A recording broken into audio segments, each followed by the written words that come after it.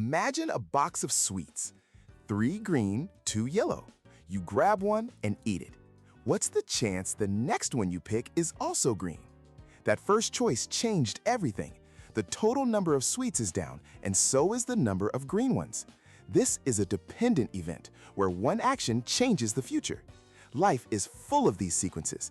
Picking a card and not putting it back, a key player getting injured in a match.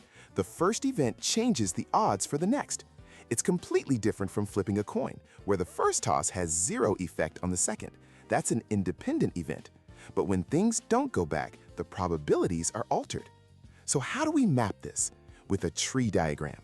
It starts at a single point and branches out for every possible outcome, with the probability written on each branch. For our sweets, the first branch for green has a probability of 3 out of 5. Now for the second pick. Since you ate a green one, only 2 are left out of 4 total sweets. The next branch for green is 2 out of 4.